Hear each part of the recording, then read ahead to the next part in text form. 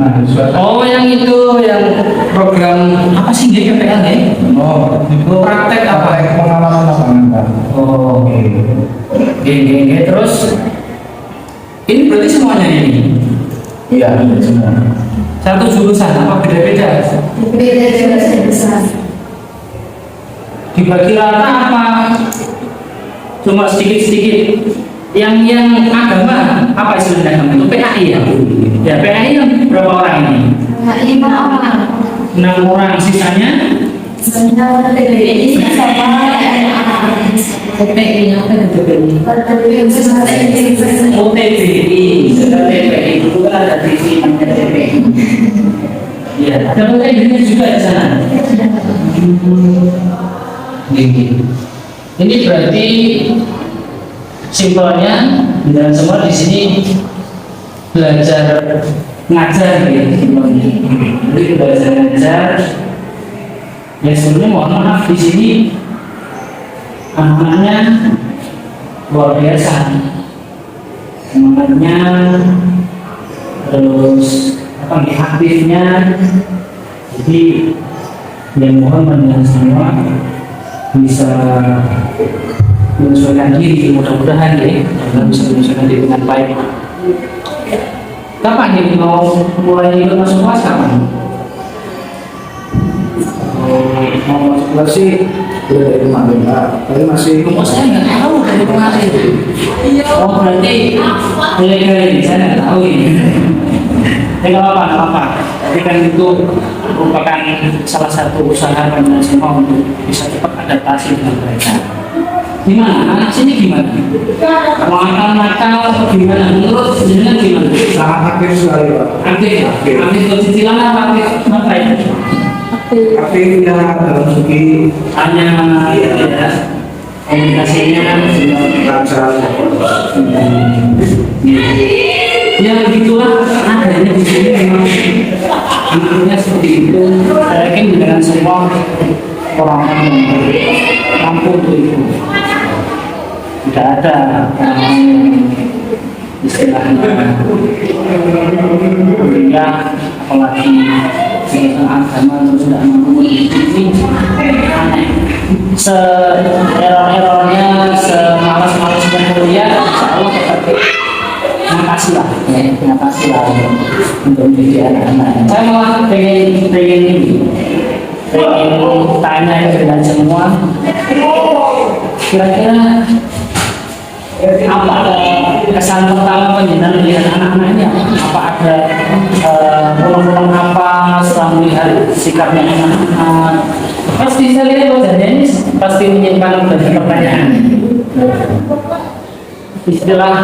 Istilah bandel itu ternyata yang memang sudah apa nih? Sudah seperti menjadi semacam sesuatu yang melekat di usia-usia ini, di usia-usia dari perbedaan dari SD, SMP sampai SMA itu memang kerap disematkan dengan bahasa bandel. Namun yang perlu kita sikapi adalah bagaimana kita bersama-sama menjadi para pendidik yang mampu untuk meredam mereka. Memang bahasanya untuk sekarang hanya sampai meredam, karena untuk mengobati saya kira bukan tidak mungkin, tapi terlalu jauh harapan itu paling tidak meredam. Dan bahasa meredam ini saya kira ketika untuk anak-anak.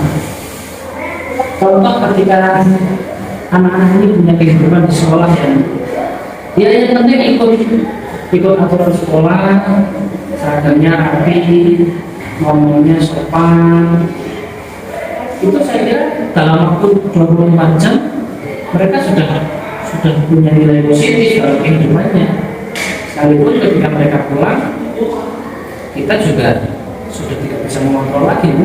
Seperti kemarin obrolan saya dengan Anda di bagian siswa di sekolah ini, ya itu kenapa di sekolah ini atau di sekolah lain harus menerapkan peraturan khusus ya, karena memang itu sebuah aksi nyata, sebuah harapan bahwa anak-anak ini paling tidak setiap hari dalam kehidupannya pernah terkondisikan.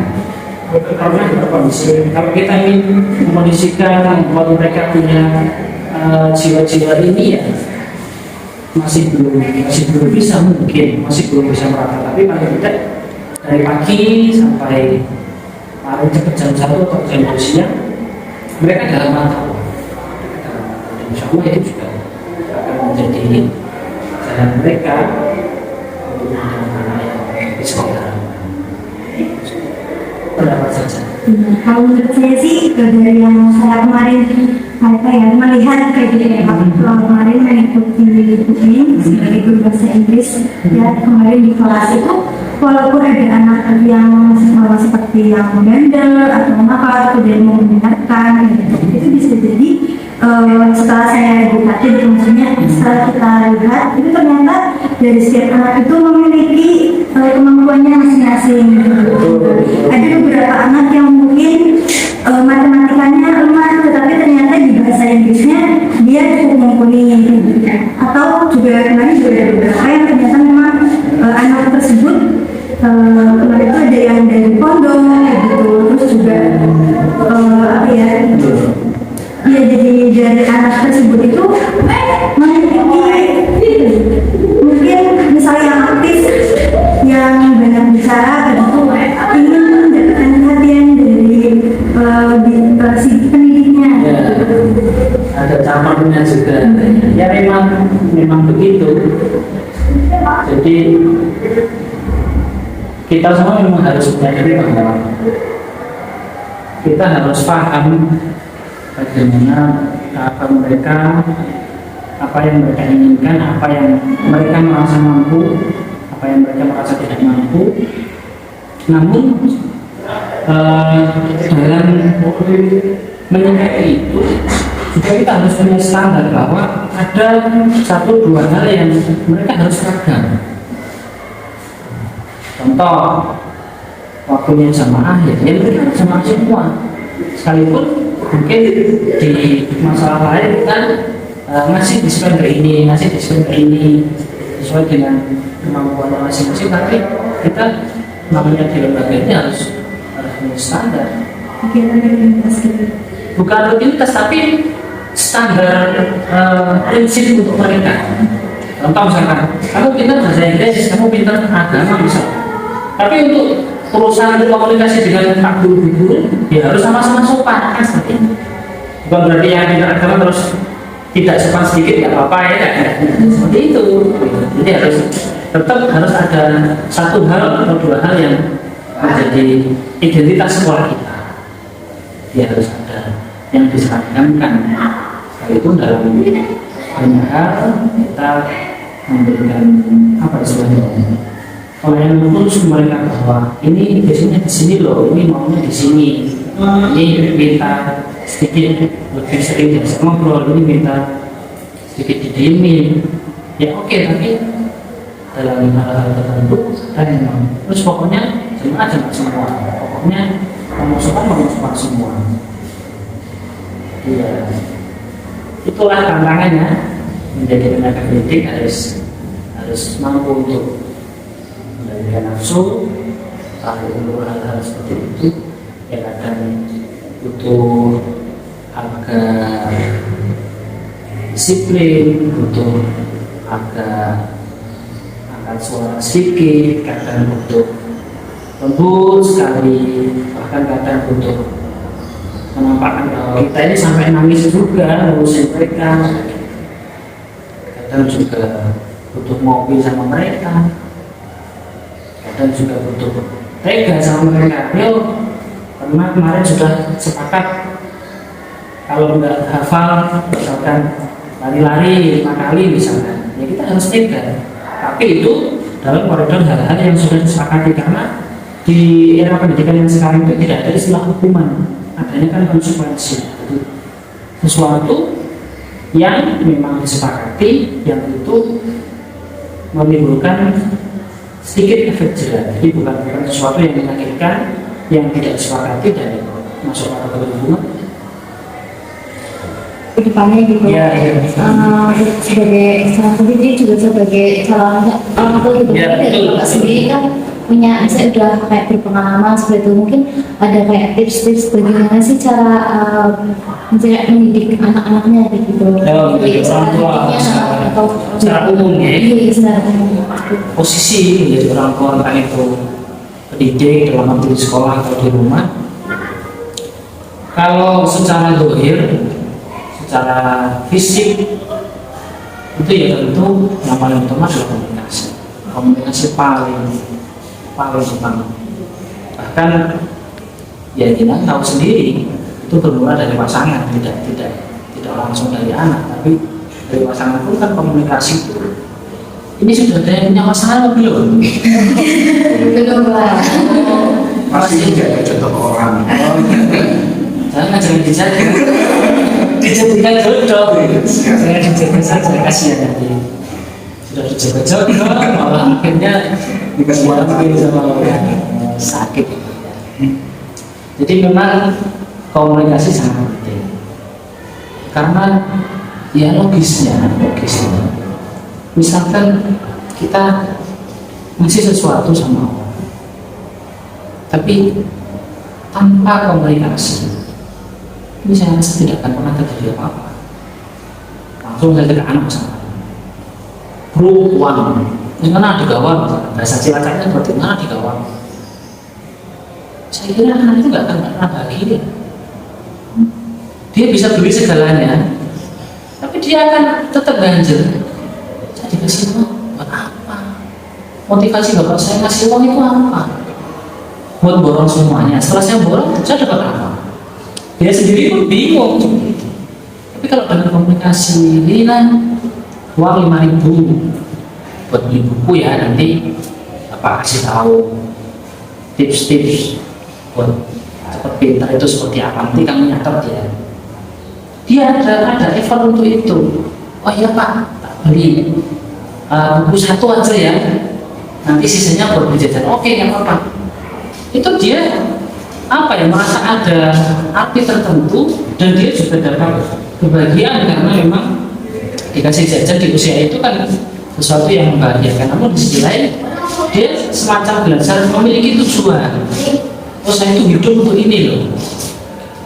Nah, nanti akhirnya dari situ terbangunlah komunikasi yang baik, perasaan-perasaan yang baik, dan akhirnya ya tentu itu akan memudahkan kita untuk mengarahkan mereka, untuk kita setting seperti apa, untuk kita bangun jati dirinya.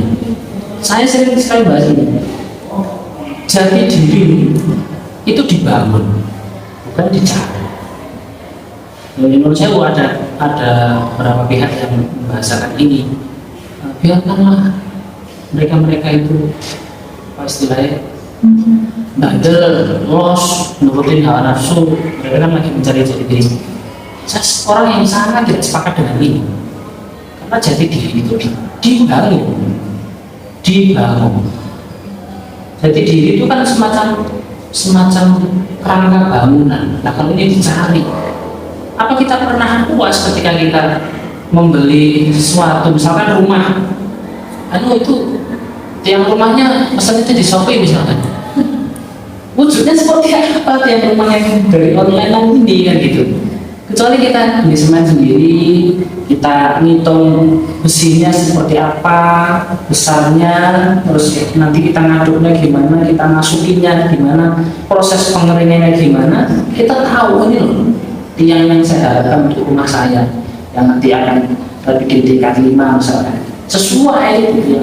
Dan itu kita sendiri yang membangun, karena juga insya Allah seperti itu posisinya.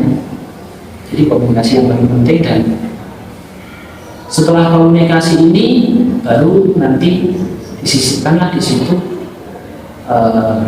contoh, kita yang jadi contoh, bukan kita yang memberi contoh, kita yang jadi contoh. Tapi yang nomor 2 ini tetap akan kalah efektif dengan yang awal tadi. ketika sudah kena dari komunikasi, tentu orang itu sudah semacam tidak butuh lagi dengan contoh, karena hatinya sudah tertaruh. Misalkan gini, anak saya tanamkan bahwa main HP itu tidak bagus untuk kesehatan, tidak bagus untuk mental, nanti hafalannya jadi jelek, nanti pemahaman tentang pelajarannya jadi jelek. Dia sudah melekat dengan itu. Suatu ketika dia melihat saya megang HP untuk berhubungan dengan orang lain, dia sudah tidak punya pikiran, oh bapak ini main HP, enggak. Dia sudah tidak punya pikiran seperti itu. Bapak melarang HP, malah dia itu punya HP ya. Dia sudah tidak punya pikiran seperti itu, karena dia sudah tertanam bahwa bapak mungkin nggak apa-apa main HP karena bapak sudah tidak di masa-masa sekolah, sedangkan saya masih berada di masa-masa sekolah, wajib menghafal, wajib memahami rumus-rumus misalkan. Saya akan terganggu kalau saya ikut-ikutan megang HP, dan saya juga belum punya kepentingan untuk berhubungan dengan orang-orang luar yang itu harus pakai HP. Ini dia itu. Jadi sebenarnya mungkin kadang kita kebetulan tidak selalu memberikan menjadi contoh bahwa tidak pernah HP, tapi dia udah nggak mikir aneh-aneh karena dia sudah terpaku dalam hatinya bahwa itu tidak baik untuk saya. Mungkin orang lain butuh itu, tapi untuk saya dalam waktu ini saya nggak baik. Begitu aja ya. Saya mau masuk kelas. Ya besok sambil jalan aja, kalau ada hal yang mau diobrolkan sambil jalan. WA juga nggak apa-apa lah, WA saja jam berapapun. Selama saya masih belum merem, masih ada paketan, tak harus saja tidak harus. Tanya terkait apapun, terkait ya bagaimana pandangan rasanya di sini, ya, semuanya saja. Ya mohon maaf kalau saya sampai nggak tahu kalau dia sudah di sini, karena ya mungkin karena kesibukan masing-masing. Jadi mulai hari ini kita biasanya berpuasa saja ya. Sudah ada jadwalnya? Sudah. Dan kita jalankan saja bersama, mudah-mudahan apa yang menjadi niat pada semua yang menjadi tugas kalian semua bisa selesai dengan baik dan bisa berkah untuk kita semua. Oke Ibu. Ya, Assalamualaikum. Terima kasih Pak. Demi masa, sesungguhnya manusia kerugian. Melainkan yang beriman dan yang beramal.